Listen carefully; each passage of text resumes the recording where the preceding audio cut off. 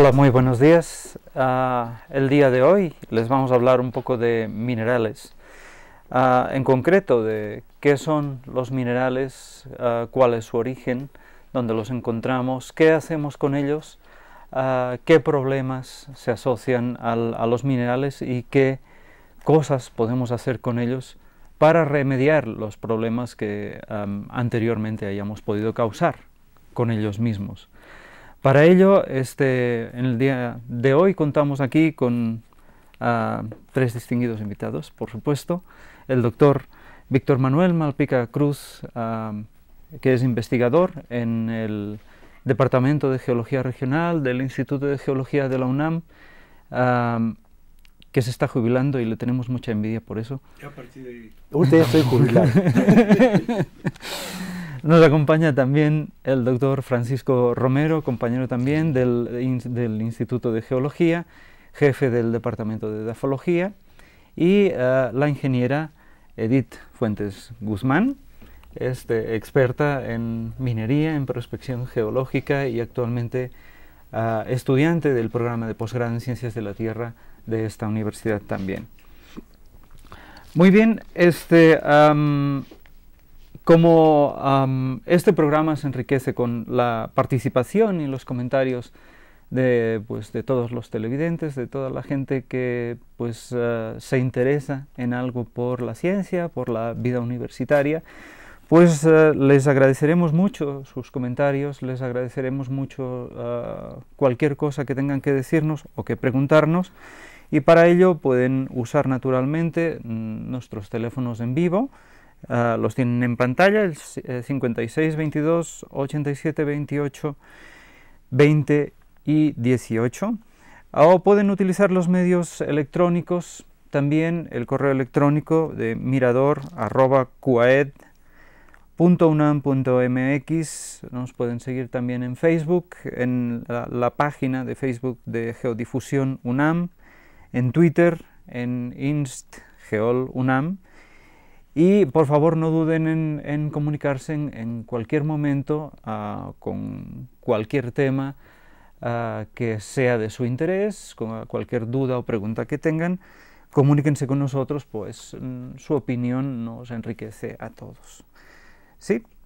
Pues muy bien, sin más dilación, sin más introducción, podemos empezar ya a involucrarlos a ustedes en lo que nos ocupa realmente, que es hablar de los minerales, ¿no? Y me dijo específicamente al doctor Malpica,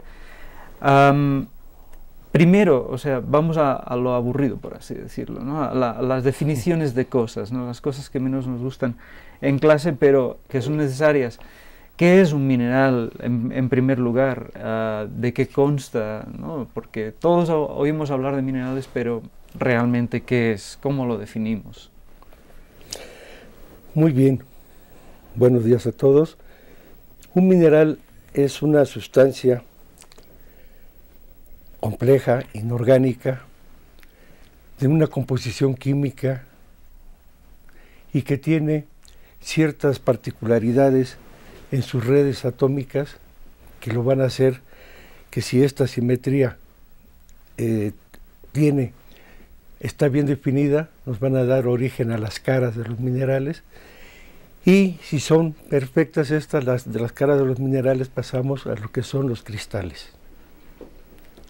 Bien, entonces realmente lo que, así extrayéndolo, la esencia mínima de las cosas, podemos decir, los minerales son básicamente materia sólida, ordenada, ¿no? Con una composición clara, bien definida.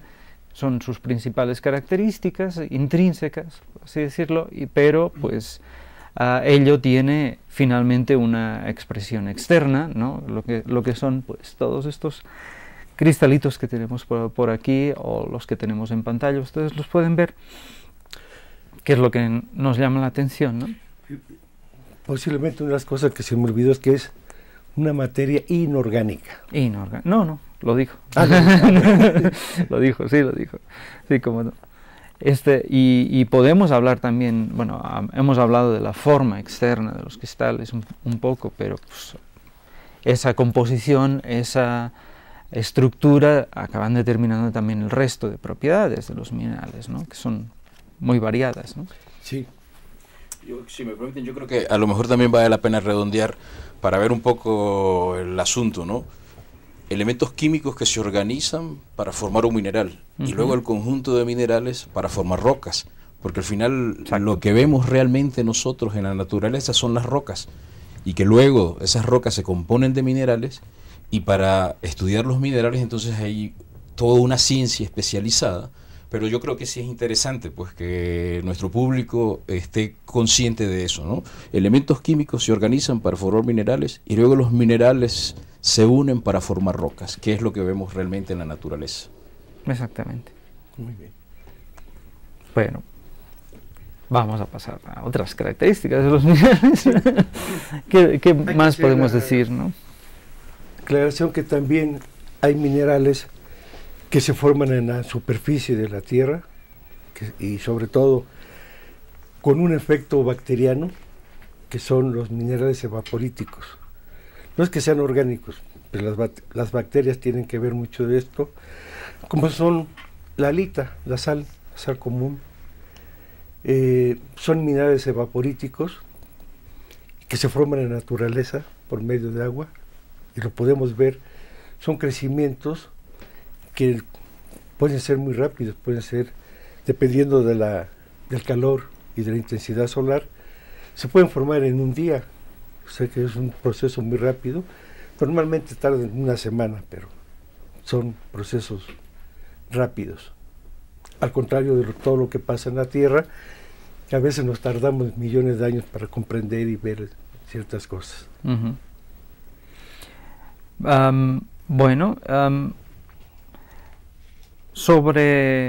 Volviendo un poco sobre la definición de los minerales, ¿no? Hemos quedado que se trata de materia sólida, materia ordenada, una estructura cristalina precisa, etcétera, etcétera. Pero, una de las preguntas que siempre suscita ese tipo de definición, ¿no? Que es una definición, pues digamos, muy canónica, ¿no? Muy definida a nivel internacional, con reglas muy precisas, etcétera, etcétera. Lo que siempre nos preguntan, entonces, ¿qué pasa con otro tipo de sustancias? ¿Qué pasa, por ejemplo, con el mercurio nativo, que es a la temperatura ambiental en la superficie terrestre un líquido? ¿Qué pasa con el ópalo, ¿no? Que es básicamente amorfo, ¿no? ¿Qué pasa con otros materiales como el mismo ámbar? No sé, si vamos a una feria de minerales, tenemos el ámbar metido ahí en medio de un montón de minerales y sin embargo el ámbar no es un mineral, ¿no? O sea, hay una serie de excepciones en cuanto a la definición de mineral, y hay una serie de materiales que por mucho que sean sólidos o que lo parezcan, no constituyen minerales. ¿Qué nos pudiera decir de eso, doctor Malpica? De estos minerales, como bien lo dijo, el ámbar, aunque está dentro de la tierra, pero es una resina fósil. Algunos lo consideran mineral, pero realmente es algo orgánico, una resina fósil.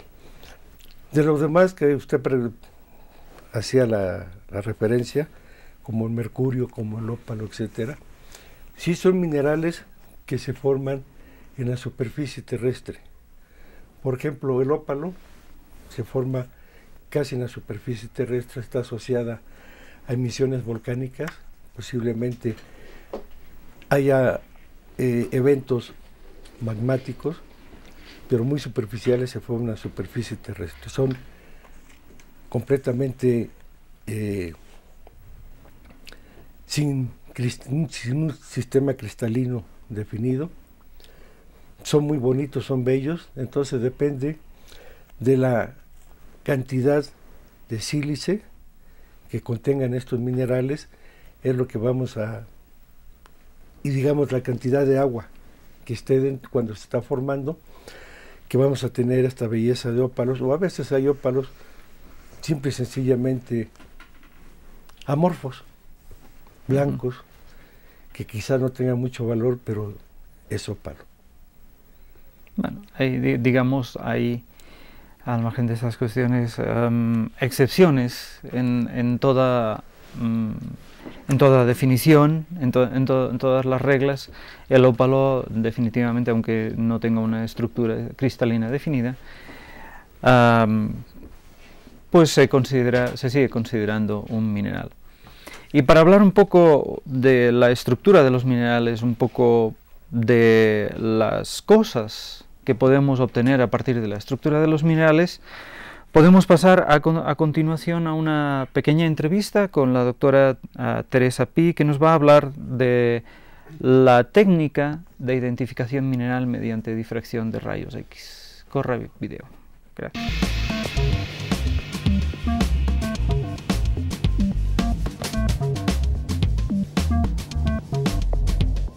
La difracción de rayos X nos permite estudiar estructuras cristalinas porque usamos una longitud de onda, la de los rayos X, que es muy similar a los espaciados que hay entre los átomos y moléculas de una estructura cristalina. Aquí podemos ver, en el caso del equipo, sus componentes principales. Tenemos el tubo de rayos X, el portamuestras con las muestras y el detector. En un proceso de medición, los rayos X se hacen llegar a la muestra. Esta muestra difracta en base a su estructura cristalina y los rayos difractados son recolectados por el detector. La preparación de la muestra en general es simple, solo requerimos que la muestra esté pulverizada. Para eso se utiliza un mortero de ágata o de alúmina y posteriormente, una vez molturada o pulverizada, lo que hacemos es se carga en un portamuestras de aluminio y se coloca en el equipo para su posterior medición. El equipo hace un escaneo de toda la muestra en un rango de medición que en general son de 4 a 70 grados y este escaneo es lo que llamamos el patrón de difracción. Lo más importante es que el patrón de difracción es como la huella dactilar del mineral y por tanto permite su identificación. El patrón de difracción puede ser un patrón digital o bien un patrón fotográfico. Algunas ventajas de la difracción son que es una herramienta no muy costosa, la analítica es rápida, en 1 o 2 horas podemos tener la determinación del mineral que queremos identificar y aparte la ventaja es que el material que usamos para hacer la difracción, ese material no se destruye y puede ser usado nuevamente en otra técnica identificativa como puede ser una técnica química. Algunas ventajas que tiene la difracción para la mineralogía, quizá la más importante es que permite identificar los polimorfos. Los polimorfos son sustancias minerales que tienen la misma composición pero diferente estructura cristalina. El ejemplo más conocido es el caso del grafito y el diamante. Ambos son compuestos con la misma composición, son carbono puro. Sin embargo, los dos minerales presentan estructura totalmente diferente porque se formaron en contextos geológicos diferentes. El grafito se forma en la superficie terrestre y el diamante se forma a altas temperaturas y presiones. En ese sentido, la difracción es la herramienta que nos permite diferenciar ambos compuestos con la misma química por el hecho de tener una estructura, es decir, un patrón de difracción totalmente diferenciado. Otra de las ventajas importantes que tiene la difracción de rayos X es que permite identificar y caracterizar aquellos minerales que se presentan en la naturaleza en cristales muy pequeños. El ejemplo más característico es el caso de las arcillas. Las arcillas, por su tamaño inferior a 2 micras, no pueden identificarse mediante microscopía óptica. Es en ese caso que la técnica más usada para su identificación es precisamente la difracción de rayos X. Y el comentario importante es que identificar arcillas no es meramente una curiosidad académica.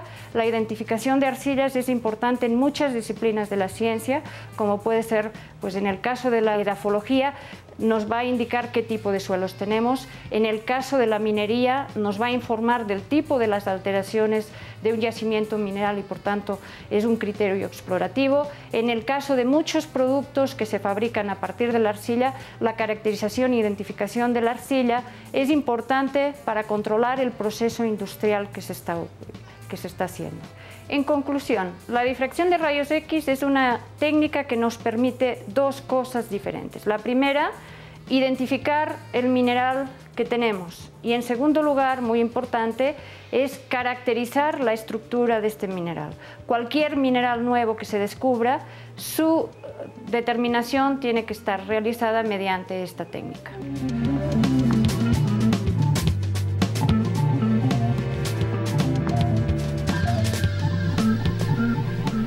Bueno, regresamos, qué bueno que nos siguen acompañando. Vamos a cambiar un poquito de tema. Ya hemos visto más a grandes rasgos qué es un mineral, qué características debe tener un mineral, todo este tipo de cosas. Y una de las cosas que sabemos sobre los minerales, al menos en lo que atañe a este país, a México, es que se trata de un país de una alta riqueza mineral, no solo en cuanto a ejemplares bellos como los que tenemos aquí encima de la mesa, sino también en cuanto a minerales en el sentido industrial. Y en ese aspecto, quisiera que comentáramos un poco acerca de la riqueza mineral de México, acerca de la variedad de su composición mineralógica. ¿Qué cosas nos podría contar la ingeniera Fuentes al respecto? Sobre la riqueza mineral, pues tenemos una gran variedad de minerales en toda la República. Tenemos desde los más comunes que hay en todas partes, cuarzos, hasta en este país han descubierto aproximadamente 20 especies minerales, entre ellas pues muchos minerales de plata, que somos los primeros productores en el mundo de plata. Con permiso del Perú. Con permiso del Perú. También aquí se descubrió el mineral de vanadio, la vanadenita. Entonces, pues, muy famosos en el mundo también actualmente son los cristales de Naica, ahí en Chihuahua, ¿no? Que son unos cristales impresionantes, enormes, selenita. Entonces, son muy famosos, han hecho estudios de todo el mundo. Se trata, seguro... ¿Alguna vez han oído hablar de ellos, de cristales de yeso, de variedad selenita, que se le llama, de longitudes de hasta 11 metros o más, ¿no? En la famosa cueva de los cristales, ¿no? Nada más, pues que se trata de un mineral, por así decirlo, bastante humilde, por así decirlo, aunque alcanza tamaños considerables, pero aún siendo el ejemplo más espectacular de minerales que podemos encontrar en México, hay muchos más. Hay muchos más. Como decía Edith, realmente se han descubierto bastantes minerales en México, se han descubierto incluso elementos químicos en México, y estamos hablando en definitiva de un país con una riqueza mineral considerable, tanto a nivel coleccionista, a nivel de hobby, como a nivel de minerales en el sentido del beneficio económico que estos reportan, ¿sí? Entonces, naturalmente, tenemos que tener en cuenta este recurso. Es un recurso importante del país, la explotación de estos recursos constituye una parte importante del Producto Interior Bruto del país, ¿no? Pero en definitiva la exploración de estos recursos requiere también de la investigación científica. Sí, que actualmente, por ejemplo, todavía anteriormente la minería ocupaba el tercer lugar de producción del Producto Interno Bruto, después del turismo y de las remesas de de la gente que viene, manda su dinero de Estados Unidos. Actualmente las remesas bajaron, entonces la minería subió un poco, que está en el segundo lugar. Sí. Bueno, una de las cosas que habría que agregar nada más es que México hoy en día sigue siendo el primer productor de plata en el mundo. Y la producción de oro actualmente ya no se encuentra solamente en vetas o en pepitas, sino ahora es lo que se llama el oro diseminado, y que muchas compañías están trabajando y pues con un riesgo fuerte en contaminación, como lo podrá decir el doctor, porque lo hacen a base, que si la extracción del oro, lo hacen a base de, me fue la palabra, para beneficiar el oro. Lixiviación con cianuro. Con cianuro.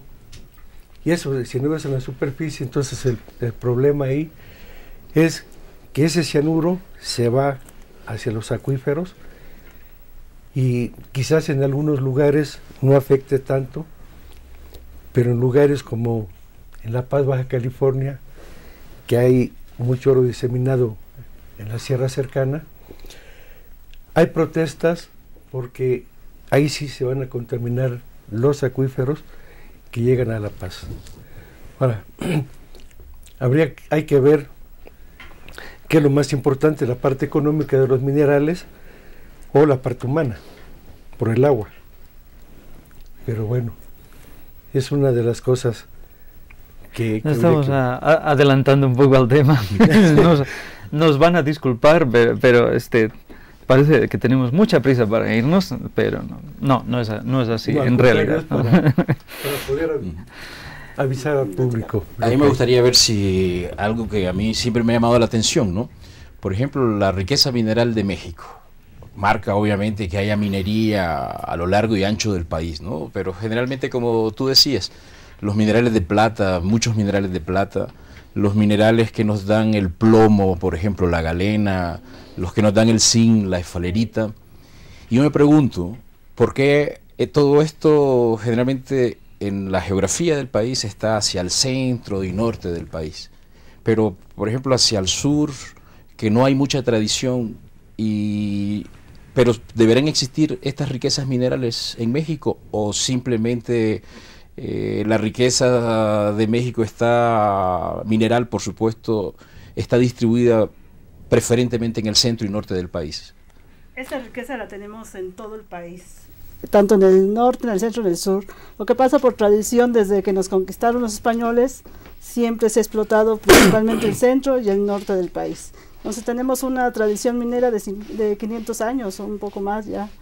Entonces es más costumbre, por eso muchos pueblos del centro y del norte están más acostumbrados a la minería que los del sur, porque los españoles llegaron al centro y al sur, más que en el sur casi no explotaba. Oye, una pregunta, si me permiten. Aquí... ¿Qué remedio? Sí, me llama la atención y ahorita me gustaría hacerla. Por ejemplo, sí siempre se ha dicho México productor de plata, productor de oro, de zinc, de plomo, porque existen estos minerales de estos metales. Pero ¿podrá haber diamante en México, por ejemplo? ¿Podrían haber minas de diamantes en México o no? Pues algunos esperan que tengamos diamantes, todavía nadie los ha encontrado, pero... Geológicamente es posible geológicamente, pues geológicamente hay muchas cosas sí, posibles, pero eso es de momento materia para la especulación únicamente. Sí, hay ciertos ambientes en los que se pudiera considerar factible la presencia de yacimientos de este tipo, pero de momento es pura especulación todavía. No hay pruebas para ello, no hay indicaciones de su factibilidad, aunque hay que decirlo, no todos los yacimientos de diamante son los que encontramos en las clásicas minas de Sudáfrica con diamantes gordos como puños y estas cosas.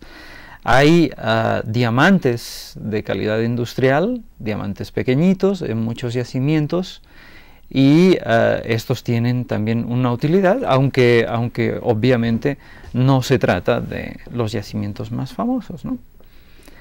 Pero bueno, como decía antes, tenemos mucha prisa. Seguiremos hablando un poco más de esto después de la pausa.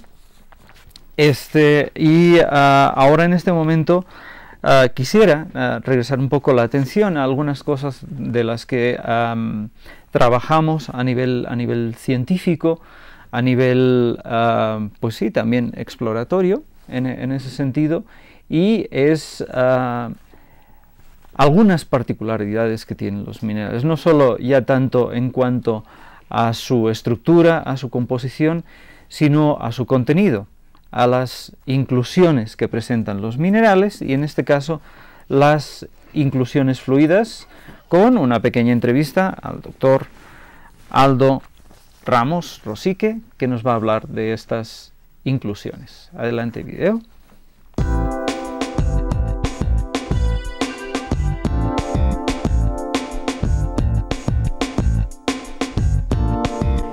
Bueno, hola, yo les voy a hablar de las inclusiones fluidas en los minerales. Pues las inclusiones fluidas, ¿qué son las inclusiones fluidas? Cuando un mineral se forma, siempre se forma a partir de un fluido. El mineral precipita a partir de un fluido. Cuando se va formando este mineral, cuando va creciendo, ese fluido del cual está siendo formado y precipitado se queda atrapado en la estructura del mineral. Entonces pequeñas porciones de ese fluido que lo va formando se quedan atrapados dentro del mineral. De tal forma que cuando el mineral ya está totalmente formado y está completo, tiene pequeñas como gotitas de ese fluido que lo formó. Después nosotros cuando agarramos un cristal, un cuarzo por ejemplo, a veces los podemos ver, a veces son macroscópicas y se pueden ver esas gotitas que se mueven como una burbujita. Muchas veces no, porque generalmente son microscópicas.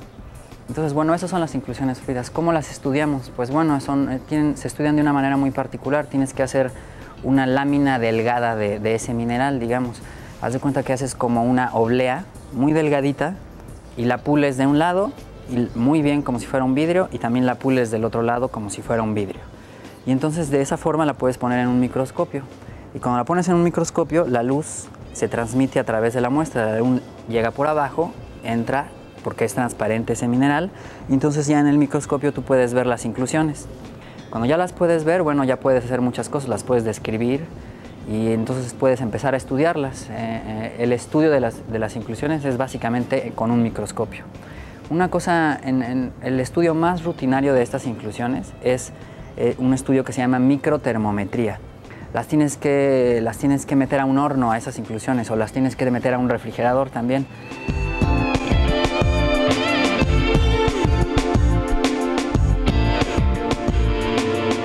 Bueno, pues definitivamente, bueno, esas no se las esperan, ¿verdad?